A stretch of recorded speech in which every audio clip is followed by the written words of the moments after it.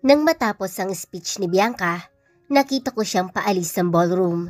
Hindi ko alam kung bakit, pero hindi ko napigilan ang sarili kong sundan siya. Naglakad siya palayo, tahimik, habang dumadaan kami sa isang makipot na hallway na may mga halaman sa magkabilang gilid. Palihim ako naglakad sa likod niya. Bawat hakbang ay may kaba. Hindi ko alam kung paano ko siya haharapin, pero alam kong hindi ko kayang magpatuloy nang hindi humihingi ng tawad.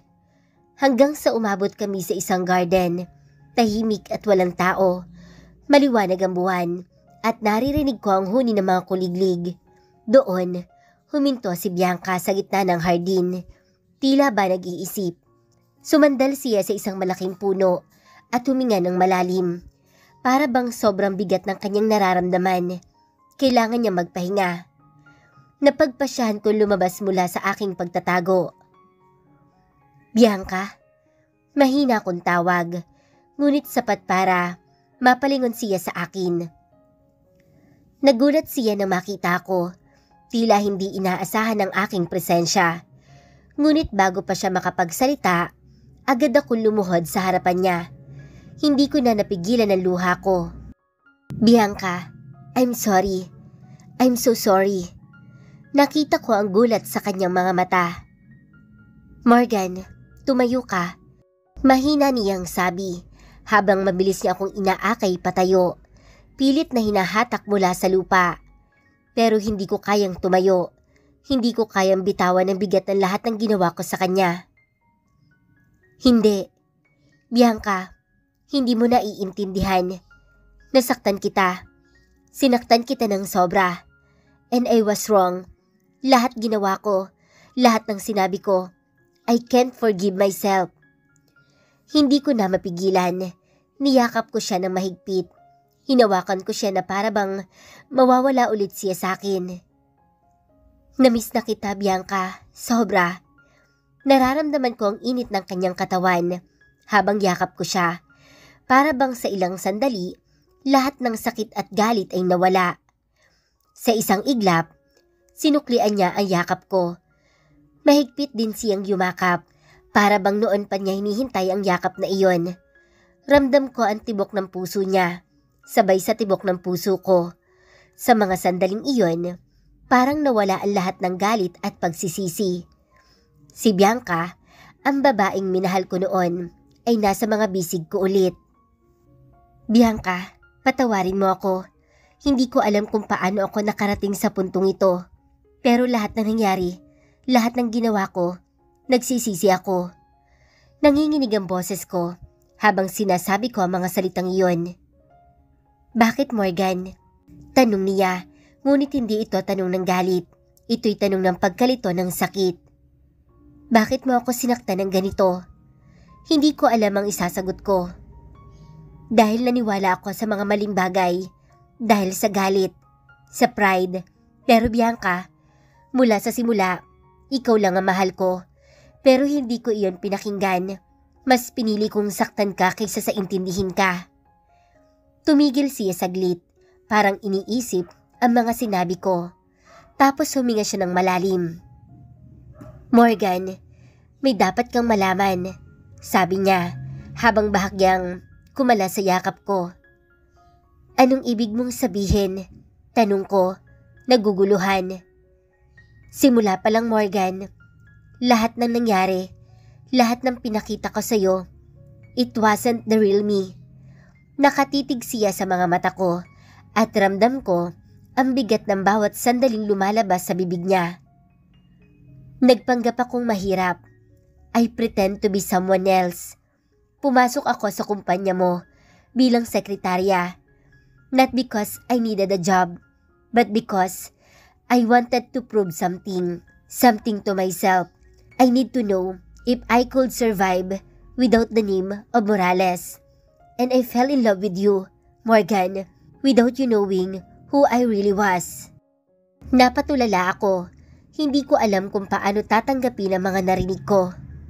What? You're pretending all along? Hindi ko alam kung magagalit ba ako o matutuwa. Pero bakit, Bianca? Bakit mo ginawa yon? Huminga siya ng malalim bago sumagot. Morgan, I had to. I wanted to escape from the expectation of my family, from the pressure of being the Morales heiress. Nais ko lang malaman kung kaya kong tumayo sa sarili kong mga paa. Pero hindi ko inaasahan na mahuhulog ako sa'yo. Hindi ko inaasahan na magiging ganito kahirap ang lahat. At hindi ko rin inaasahan na sa huli, masasaktan kita ng ganito.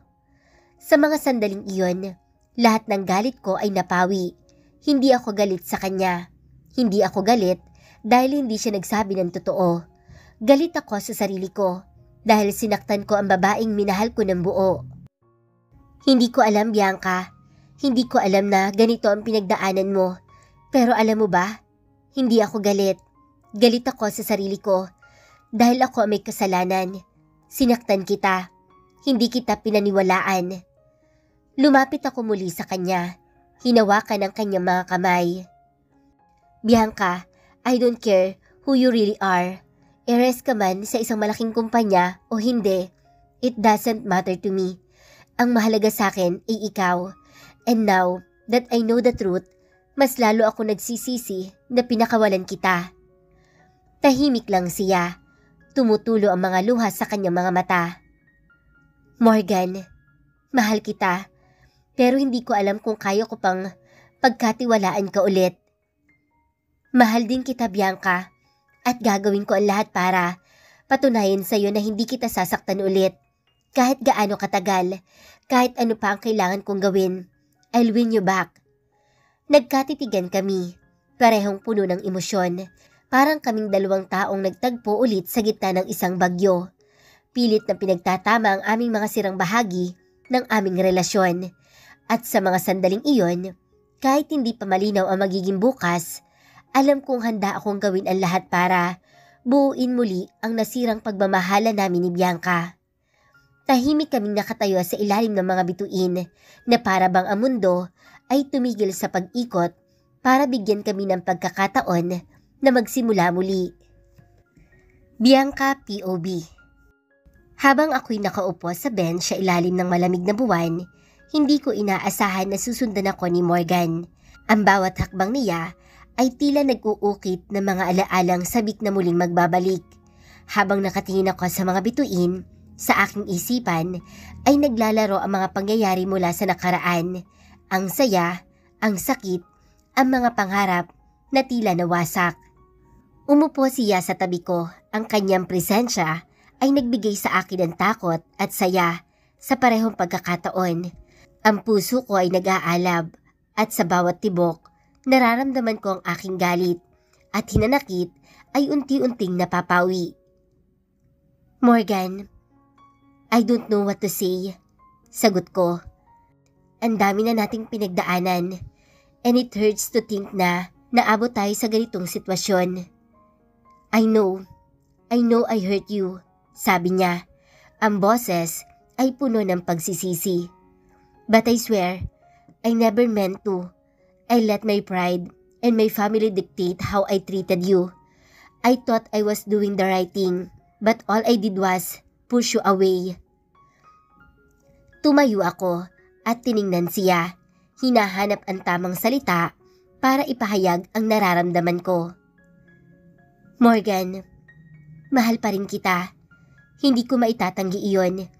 Pero ang sakit na dinulot mo sa akin, ang hirap kalimutan. Mabilis siyang tumayo at tumawak sa aking mga balikat. Parang pinipilit na ipadama sa akin ang lahat ng emosyon na nais niyang iparating. Then don't forget, remember everything. I want to change, Bianca. I will fight for you. Gagawin ko ang lahat para ipakita sa'yo na hindi na ako katulad ng dati. Morgan, paano kung hindi ko na kayang ibalik ang tiwala ko sa'yo? Paano kung takot na ako sa sakit na dulot ng puso kong ito? Tanong ko. Ang boses ko ay nanginginig. Just give me a chance, Bianca. One more chance. Sagot niya. I don't care how long it takes. Just know that I'm here for you. I'm not the same person I was before. I've learned so much. I will show you, not just tell you. I will prove to you every single day how much you mean to me. Naramdaman ko ang bigat sa dibdib ko habang sinasabi niya iyon. Sa isang iglap, tumalikod ako at umupo muli sa bench. Ang hirap, Morgan. Hindi ko alam kung kaya ko pang masaktan ulit. Tumingin siya sa akin, puno ng pag-asa at pagkabahala. Bianca, I'll never hurt you again. I promise. Lumapit siya at umupo sa tabi ko. Ang mga kamay niya ay nakahawak sa aking mga daliri.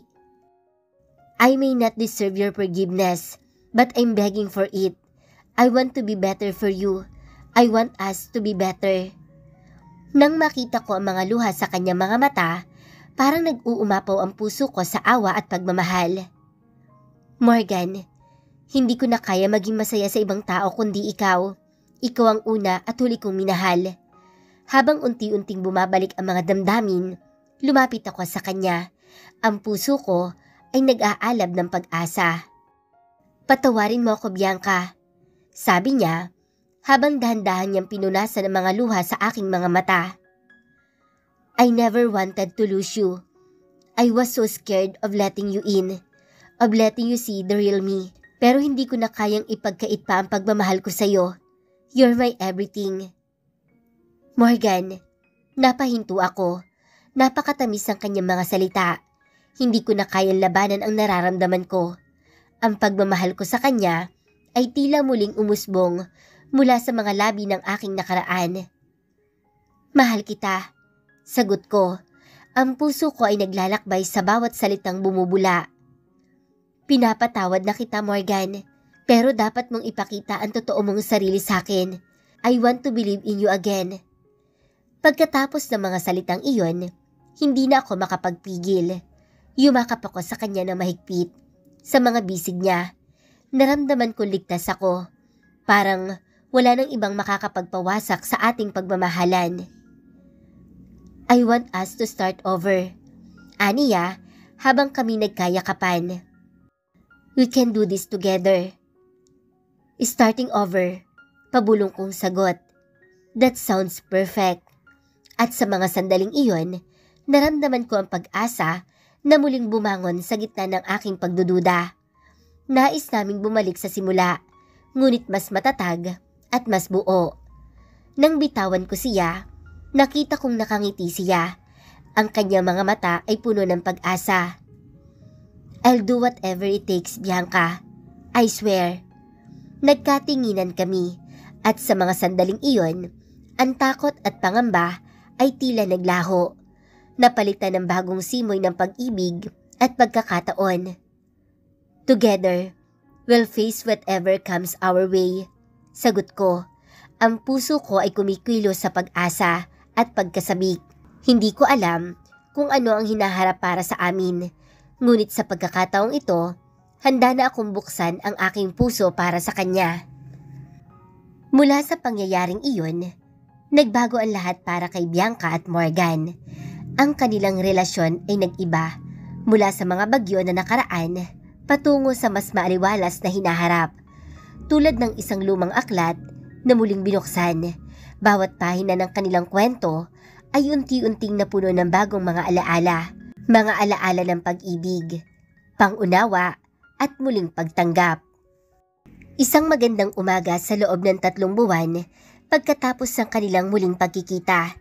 Nandoon si Bianca sa kanilang studio, abala sa pagbuo ng isang bagong kanta. Ang mga nota at liriko ay tila nagdadala ng mga damdaming lumalabas mula sa kanyang puso. Hindi niya maiwasang isipin si Morgan. Ang mga mata nitong puno ng pag-asa at ang kanyang mga pangako na muling ibalik ang pagmamahal na nawasak. At sa mga sandaling iyon, nagtagumpay ang pag-ibig sa lahat ng pagsubok na pinagdaraanan nila. Ang kanilang muling pagkikita ay hindi lamang nagbigay ng pag-asa, kundi pati na rin ng inspirasyon na ipagpatuloy ang kanilang kwento.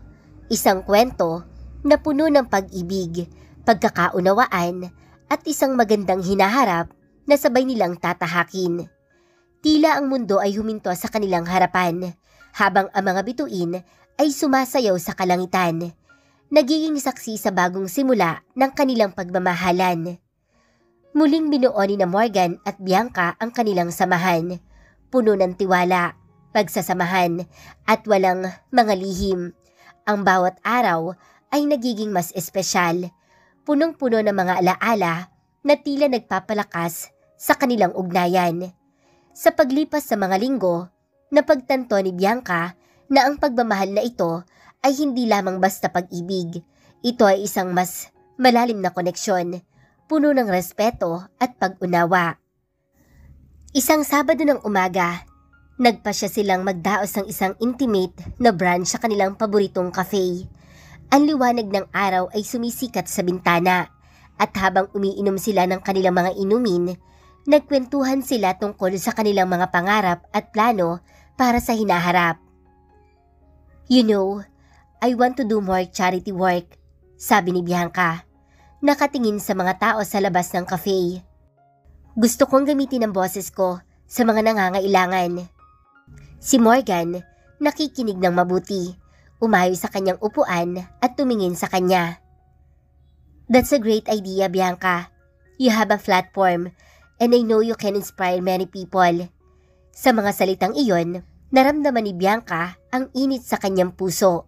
Ang pagkakaalam na may isang tao na naniniwala sa kanya ay nagpapalakas ng kanyang determinasyon. "Morgan," nagsimula siyang magtanong, "ano ang mga pangarap mo?" Umupo siya ng mas maayos, sabik na malaman ang tungkol sa kanyang mahal na tao. "Honestly, I just want to build a life with you. I want us to create something beautiful together." Sagot niya. Ang mga mata nito ay puno ng seryosong intensyon. "I don't just want to be a successful in business. I want to be a successful in love too." Napangiti si Bianca. Ang kanyang puso ay tumalon sa tuwa. "That's sweet. I want that too. Pero anong ibig mong sabihin na create something beautiful?" "A family," sabi ni Morgan. Ang kanyang boses ay mahina, ngunit puno ng damdamin.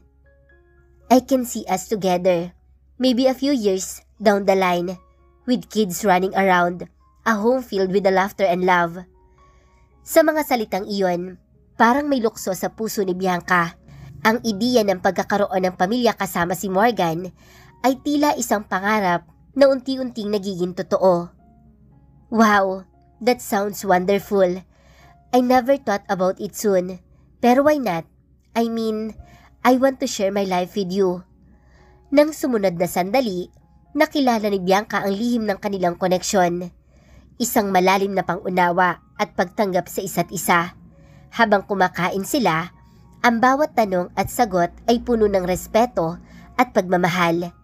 Sa gitna ng kanilang pag-uusap, biglang napansin ni Bianca ang isang grupo ng mga bata na naglalaro sa labas ng cafe. "Tingnan mo sila," sabi niya.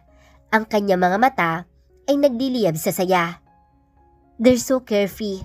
I wish we could live like that. No worries, just pure happiness." "Bianca," sabi ni Morgan, ang kanyang tinig ay puno ng lambing.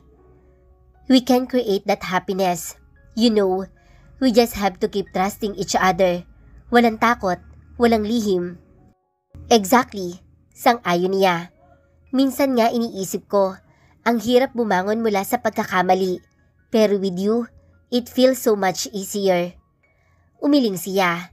Ang kanyang damdamin ay tila umaapaw. "I'm so grateful kasi nandyan ka. You're my strength." "Same here, Bianca," sabi ni Morgan. Ang kanyang kamay ay dandahang humawak sa kanya. "I promise to always support you, no matter what. Magkasama tayo sa lahat ng laban." Habang nasa gitna sila ng kanilang talakayan, biglang lumabas ang isang matandang lalaki na humihingi ng tulong sa mga tao. Nagtitigan sila ni Morgan at nagkaroon sila ng isang tahimik na pagkakaintindihan. "Let's help him," sabi ni Bianca, na agad na bumangon at naglakad papunta sa lalaki. "Excuse me sir," sabi niya. Naglabas siya ng ilang pera mula sa kanyang pitaka. "Narito, sana makatulong po ito sa inyo." Nagulat ang matanda sa ginawa ni Bianca. "Salamat anak, napakalaking tulong nito sa akin," sabi nito. Ang mga luha ay nanginginig sa kanyang mga mata. Walang anuman po, sir. Sana makakain ka ng maayos. Ngumiti si Bianca na nagbigay sa kanya ng inspirasyon. Tumalikod siya at bumalik kay Morgan na nakatingin sa kanya na may pagmamalaki. You are amazing, Bianca.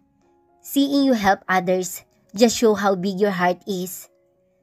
Thanks, Morgan. But we can do this together. Sabi niya, ang kanyang puso ay puno ng saya. I want to make a difference and I want you to be a part of it.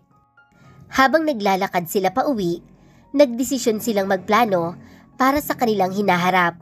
Ang mga pangarap ay tila unti-unting nagiging realidad. Morgan, gusto kong makahanap ng paraan upang matulungan ang mga bata. Gusto kong mag-recognize ng charity concert. Sounds perfect. Let's do this, Bianca. Sabi ni Morgan. I'll help you with everything. We'll make it happen. Ngunit biglang umulan at walang takas na naghanap sila ng masisilungan. Habang nasa ilalim ng isang payong, nagkatitigan silang dalawa. Ang mga mata ni Bianca ay nagliliyab at puno ng emosyon. I never thought I could feel this way again. I'm so lucky to have you back in my life. I feel the same way, Bianca. Sagot ni Morgan at ang kanyang boses ay nagiging mas malalim. Every moment with you is a blessing. I promise, I will never let you go again. Sa mga salitang iyon, hinawakan ni Morgan ang kanyang mukha at dahan-dahang hinalikan siya. Ang bawat halik ay puno ng pagmamahal at pag-asa. Tayo na, Bianca. Let's build our future together. Aniya, at ang kanilang mga puso ay nag-uumpisang muling bumalik sa tamang landas. Sa ilalim ng ulan, nagtagumpay ang pag-ibig. Tila ang bawat patak ng ulan ay nagdadala ng bagong simula para sa kanilang kwento. Ngayon, mas matatag at mas puno ng pag-asa. Handa silang harapin ang anumang pagsubok na darating.